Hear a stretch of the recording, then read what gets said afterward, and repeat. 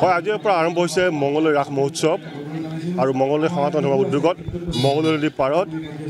এই ধৰণে ৰাসৰ কাৰ্যসূচী আৰম্ভ হৈছে ইতিমধ্যে কেইবাটাও কাৰ্যসূচী অনুষ্ঠিত হৈ গ'ল আৰু মঙলদৈ বিশিষ্ট ব্যক্তিসকলে অংশগ্ৰহণ কৰিছে আহি আৰু আমি দেখুৱাইছোঁ ৰাসৰ পৰিৱেশ বিশেষকৈ মঙলদৈত মৃন্ময় মূৰ্তি ৰাস অনুষ্ঠিত হয় আৰু উজনি যেনেকৈ মানুহৰ ৰাস অনুষ্ঠিত হয় নামত যেনেকৈ মৃন্ময় মূৰ্তি ৰাস অনুষ্ঠিত হয় মঙলদৈত ৰাসৰ ব্যাপক আয়োজন প্ৰায় ৩০০ৰো অধিক মূৰ্তি সজাই পৰা তোলা হৈছে শ্ৰীকৃষ্ণৰ বিভিন্ন আখ্যানৰ সৈতে মিলাই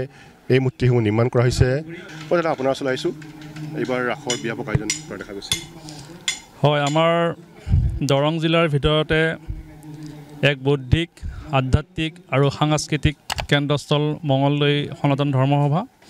আৰু এই মঙলদৈ সনাতন ধৰ্মসভাৰ উদ্যোগতে আমাৰ ৪৫ সংখ্যক শ্ৰী শ্ৰী কৃষ্ণৰ ৰাসোৎসৱ উদযাপন আজিৰ পৰা আৰম্ভ হৈছে আৰু আপোনালোকে দেখিছে আমাৰ ৰাতিপুৱা ধৰ্মধ্বজা আৰু ৰাসৰ পতাকা উত্তোলন কাৰ্যসূচী হৈ গ'ল আৰু আজিৰ পৰা অৰ্থাৎ ১৫ নৱেম্বৰৰ পৰা ২৩ নৱেম্বৰলৈ ৯দিনীয়া কাৰ্যসূচীৰে আমাৰ এই ভক্তি ৰসেৰে আমাৰ মঙলদৈ সনাতন ধৰ্মসভাৰ এই বাকৰি মুখৰিত হৈ থাকিব নিশ্চিতভাৱে ভক্তি ৰসে পৰিপূৰ্ণ হৈ থাকিব আৰু এই দৃশ্য আমি পুনৰ দেখুৱাইছোঁ কৃষ্ণৰ যি ননী চোৰ কৃষ্ণ সেই ধৰণৰ মাখন চুৰিৰ যি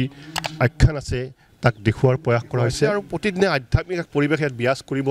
আৰু এই সমন্বয় ক্ষেত্ৰতো পৰিণত হয় জাতি ধৰ্ম বৰ্ণ নিৰ্বিশেষে মঙলদৈ ৰাস উৎসৱত প্ৰতিদিনে লক্ষাধিক ভক্তৰ সমাগম হোৱা পৰিলক্ষিত হয়